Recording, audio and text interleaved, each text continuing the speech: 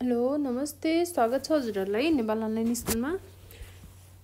हामी छौँ अहिले च्याप्टर 2 को यो लास्ट भिडियो सिरिज हो है। यो युनिट 2 को क्लाउड सर्भिस मोडल भित्रको आज मैले पढाउन गइरहेको छु जेरीको क्लाउड क्यूब मोडल भनेर है। यो टपिक आज हामी पढ्दै छौँ। ल अब जेरीको क्लाउड क्यूब मोडल भनेको चाहिँ के हो त? पहिला सुरु जेरीको क्लाउड क्यूब मोडल भन्दा पनि सुरुमा त्यसलाई नै देखाउने के छ त द जेरीको फोरम है। जेरीको फोरम भनेको के हो पहिला यो जान्नु पर्यो। यो भनेको is an independent group of international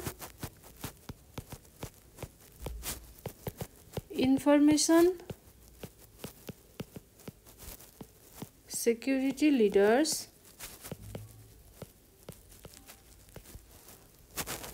हैन। तिनीहरू भनेको चाहिँ independent group of international information security leaders हो। तिनीहरूले के गरेको छ त have added their input as to how to collude securely in the clouds भनेर है। भनेको सेक्युरली चाहिँ कसरी क्लाउडमा चाहिँ कोल्याबोरेट गरेर काम गर्न सकिन्छ भन्ने कुराहरू चाहिँ यिनीहरूले एड गरेको छ। यो भनेको के हो जेरीको फोरमहरू। यिनीहरू के हो त independent group of international information security leaders है। अब The Jericho Cloud Cube model portrays the multidimensional खासमा जेरीको क्लाउड क्यूब मोडल भनेको चाहिँ के हो भन्दा यसले चाहिँ मल्टिडाइमेन्सनल इलिमेन्ट क्लाउड कम्प्युटिङको मल्टिडाइमेन्सनल इलिमेन्टहरूलाई चाहिँ यसले एक्सप्लेन गरेको हुन्छ के एक्सप्लेन गरेको छ भन्न खोजेको। हामीसँग क्लाउड क्यूब मोडल भित्र के हुन्छ external internal proprietary open outsource insourced deperimeterise र पेरिमेट्राइज गरेर 8 वटा चाहिँ इलिमेन्ट्सहरू छ। त्यसैको बारेमा यसले डिस्क्राइब गर्ने हामीले आज त्यही पढ्दैछौँ है। The Jericho Cloud Cube model portrays the multidimensional elements of cloud computing.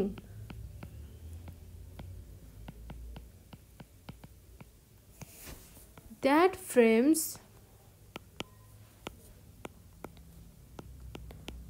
not only cloud use cases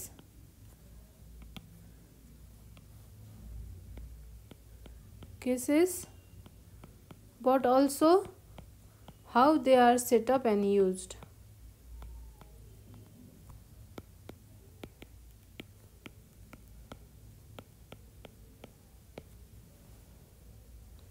अब त्यो क्लाउड युज केसेस मात्रै भन्दा पनि यिनीहरूले चाहिँ यसले चाहिँ जेरीको क्लाउड क्यूब मोडलले चाहिँ के डिस्क्राइब गर्छ भन्दा चाहिँ यिनीहरू how they are set up and use कसरी सेटअप हुन्छ र कसरी युज हुन्छ भन्ने कुरालाई पनि आज यसले डिस्क्राइब गर्छ जेरीको क्लाउड क्यूब मोडलले।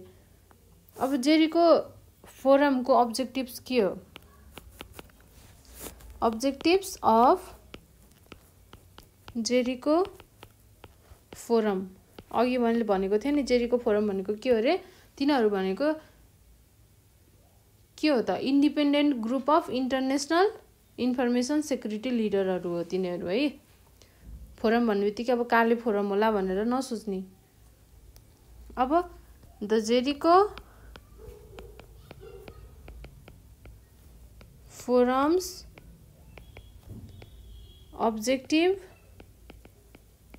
objectives associated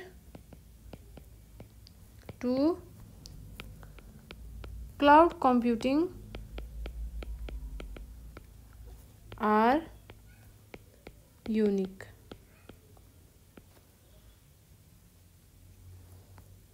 अब यिनीहरूले के गर्छ त the Jericho forum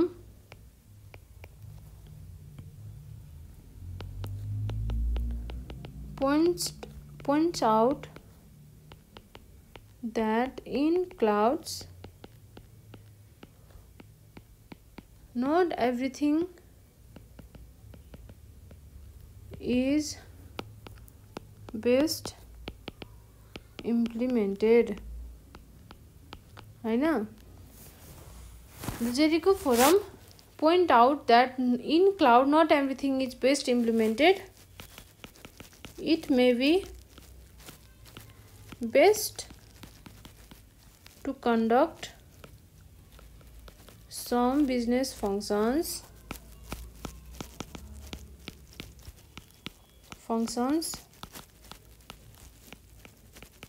using a conventional non-cloud approach. ल यो के भन्न खोजेको भने यसले के भन्न खोजेको भन्दाखेरि क्लाउडमा इम्प्लिमेन्ट भएको सबै कुराहरू चाहिँ बेस्ट हुन्छ भन्ने छैन। त्यही भएर हामीले कुनै कुनै आफ्नो बिजनेस एक्टिभिटिजहरू चाहिँ नन क्लाउड अप्रोचबाट पनि गर्दा बेस्ट हुन्छ भन्न खोजेको है। ल त्यसपछि अर्को यसले के गर्छ त आइडेन्टिफाइड different cloud formations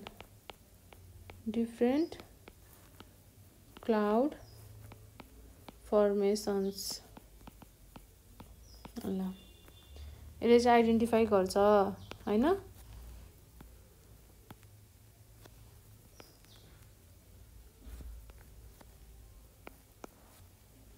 त्यसपछि describes benefits key characteristics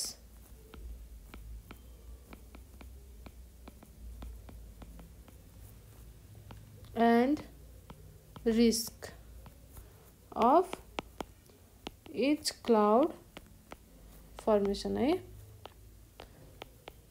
हरेक each cloud formation हुँदाखेरि चाहिँ अब क्लाउड फर्मेसन भनेको के हो त अघि मैले भने नि 8 वटा एक्सटर्नल इन्टरनल प्रोप्राइटरी ओपन हो त्यो हामीले अहिले पढ्छौं है।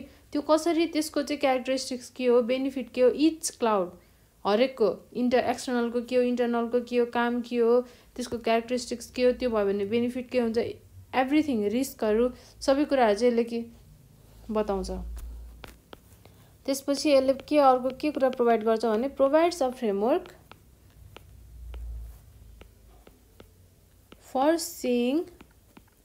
for seeking in more detail the nature of different cloud formations. ल बुझ्नु भयो नि। अब यसले एउटा फ्रेमवर्क पनि प्रोभाइड गर्छ नि जसले चाहिँ नेचर त्यो डिफ्रेन्ट क्लाउडको चाहिँ क्लाउड फर्मेसनको नेचरहरू हेर्ने अलि मोर डिटेलली हैन त्यो हेर्ने खालको एउटा चाहिँ फ्रेमवर्क पनि प्रोभाइड गर्छ अरे। भनेपछि 4 वटा कुरा प्रोभाइड गर्ने भयो। यति कुरा याद गर्नु पर्यो। जेरिको क्लाउड क्यूब मोडल भन्ने बित्तिकै सुरुमा हामीले लेख्नु पर्यो जेरिको फोरम भनेको के हो हैन। जेरिको फोरमले नै जेरिको क्लाउड क्यूब मोडललाई चाहिँ एक्सप्लेन गर्ने हो। त्यही भएर हामीले के जान्नु पर्यो त जेरिको फोरम भनेको के हो भन्ने कुरा जान्नु पर्यो पहिला। जेरिको फोरम भनेको के रहेछ त is an independent group of international information security लिडरहरू जसले चाहिँ के गरेको छ त धेरै कुराहरू दिएको छ। तिनीहरूको अब्जेक्टिभ के हो भन्दाखेरि यिनीहरूको मोटो मेन अब्जेक्टिभ्स चाहिँ के हो त किन काम गरिरहेको छ त किन चाहिँ independent group of international information security leader भइरहेको छ त भन्दा के गर्छ त यसले क्लाउडमा भएको सबै कुराहरू क्लाउडले इम्प्लिमेन्ट गरेको एभ्रिथिङ चाहिँ के हुँदैन बेस्ट हुँदैन हैन। त्यही भएर हामीले कुनै कुनै आफ्नो बिजनेसको केही एक्टिभिटिजहरूलाई चाहिँ नन क्लाउड अप्रोचबाट पनि गर्दाखेरि बेस्ट हुन्छ भनेर एउटा कुरा भन्यो हैन यसको मेन अब्जेक्टिभ। त्यो भएर चाहिँ यसले अरु यो क्लाउड क्यूब मोडल दिएको रहेछ। त्यसपछि यसले चाहिँ क्लाउड फर्मेसन कसरी हुन्छ हैन अनि त्यसको क्यारेक्टरिस्टिक्स इच क्लाउड फर्मेसनको बेनिफिट रिस्क दिदो रहेछ र एउटा फ्रेमवर्क दिदो रहेछ जसले चाहिँ यसको नेचरको बारेमा मोर डिटेलली चाहिँ हेर्न सकोस् त्यस्तो खालको चाहिँ फ्रेमवर्क दिँदो रहेछ। भनेपछि यति 4वटा कुरा याद गर्नु पर्यो सुरुमा हैन। जेरीको फोरम, जेरीको क्लाउड क्यूब मोडल आउने बित्तिकै यति कुराहरू याद गर्नु पर्यो तपाईहरुले है। ल अब अरु डिटेलमा चाहिँ म फेरि भन्छु। The Jericho forum is actively supporting, यसले चाहिँ एक्टिभली सपोर्ट गरिरहेको रहेछ कसलाई? सोलुसन प्रोभाइडर्सहरुलाई, solution providers and merchants to develop the missing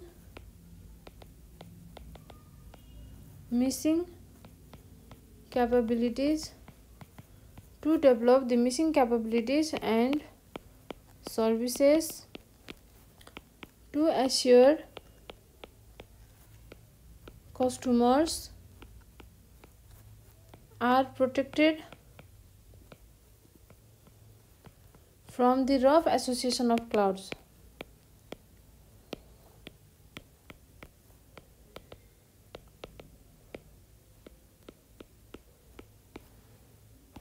The Jericho Forum is actively supporting solution provider. यसले चाहिँ सोलुसन प्रोभाइडर र मर्चेन्टलाई एकदमै एक्टिभली सपोर्ट गरिरहेको छ। किन भन्दाखेरि के हेर्नको लागि त? To develop missing capabilities and services, जुन मिसिङ भएको छ हैन क्लाउडमा हो त्यो कुराहरूलाई चाहिँ यसले चाहिँ डेभलप गर्नको लागि। त्यसले चाहिँ के हेल्प गर्न सक्छ त? रफ एसोसिएसन अफ क्लाउडबाट चाहिँ कस्टमरलाई प्रोटेक्ट गराउनको लागि है।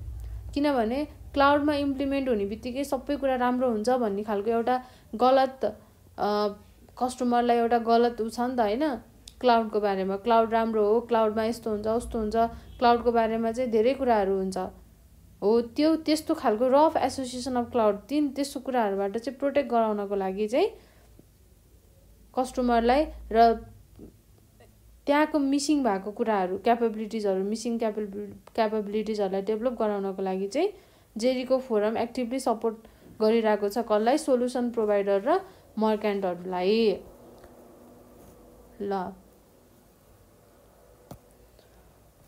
अब यसले हाम्रो डेटाहरूलाई प्रोटेक्ट गरेको छ। Protecting our data. अब यो कसरी हुन्छ भन्ने कुरा म बताउँछु है त। First, it is necessary to categorise, हामीले क्याटेगोराइज गर्नु पर्यो। It is necessary to categorise our data, कस्तो खालको डेटा हो हैन आवर डेटा। अब हामीले कसरी चाहिँ प्रोटेक्ट गर्छौं भन्ने कुरा हो के। अब अघि के भने त मैले प्रोटेक्ट गर्नको लागि भने हैन, protected from the rough association of cloud भनेर भने। अब त्यो प्रोटेक्ट चाहिँ कसरी गर्ने त भन्ने कुरा हो के। It is necessary to categorise our data, हाम्रो डेटा कस्तो खालको भन्ने कुरा क्याटेगोराइज गर्नु पर्यो पहिला। So as to know what rules must be applied to protecting it. अब प्रोटेक्ट त गर्नु पर्यो, तर कस्तो खालको रुल प्रोटेक्ट गर्ने, हाम्रो डेटा कस्तो खालको हो भन्ने कुरा त हामीले पहिला सुरु क्याटेगोराइज त गर्नु पर्यो हैन। What rules must be applied to protecting it. ल बुझ्नुभयो है। अब must be applied to protecting it. अब यसको सेन्सिटिभिटी हेर्नु पर्यो। इट्स सेन्सिटिभिटी भनेको, त्यसपछि अर्को व्हाट सुपरभाइजरी अर कम्प्लायन्स अथवा compliance restrictions apply.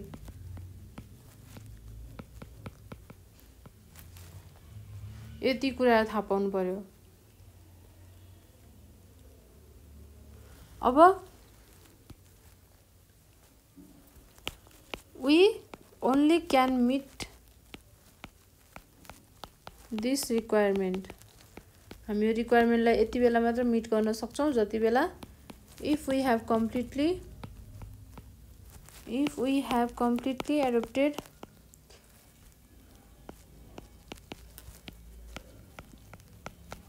Adapted standards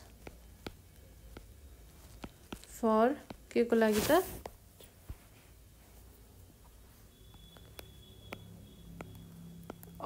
data classification model यो खालको स्ट्यान्डर्ड चाहिँ पहिले सुरु नै कम्प्लिटली एडप्ट हुनु पर्यो मोडल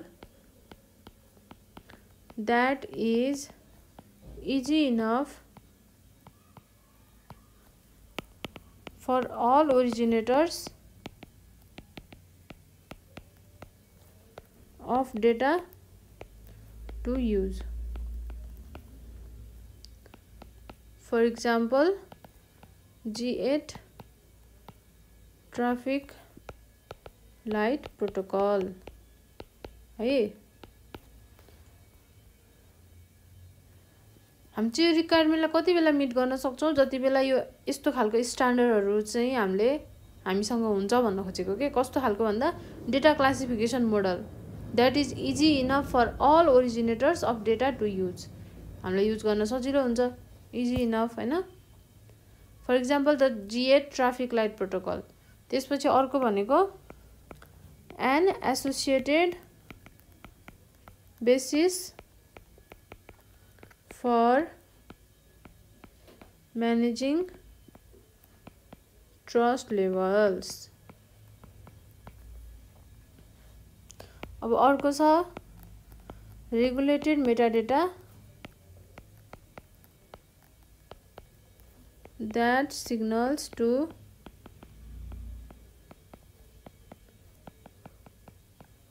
cloud security अनि what security must be applied to each item of data यो पनि थाहा हुनु पर्यो what security must be applied to each item of data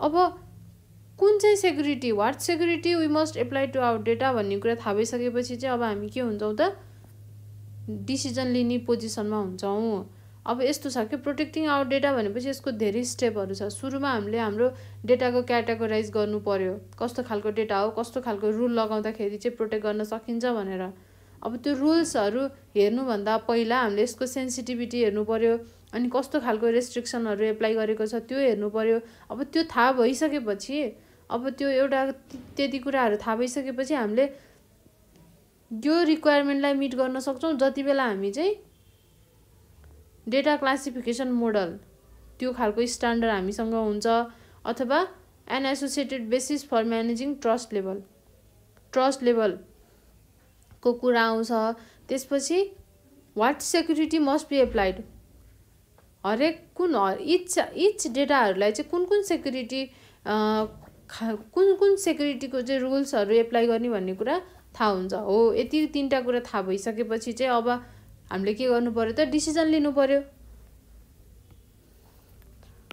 with consideration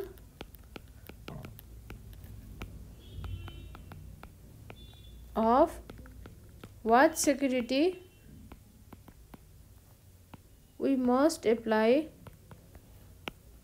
to our data we are in a position to take decision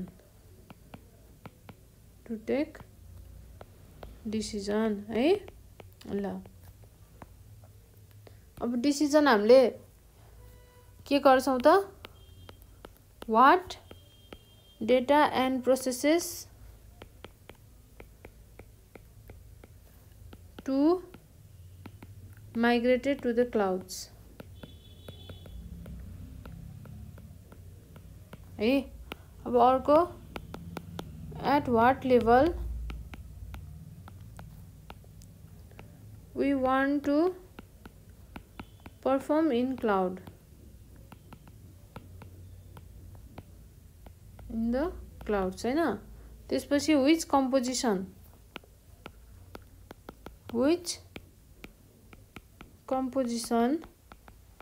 which cloud composition भनौं न Which cloud composition are best suited to our needs? हो, अब यति कुराहरू थाहा हुनु पर्यो। यति भएपछि we can protect our data। अब आउँछ बल्ल क्लाउड फर्मेसनको कुरा। यति कुरा, योभन्दा माथिको कुराहरू तपाईँहरूले लेख्नै पर्छ। अब यसलाई भन्छौँ बल्ल हामीले द क्लाउड क्युब मोडल।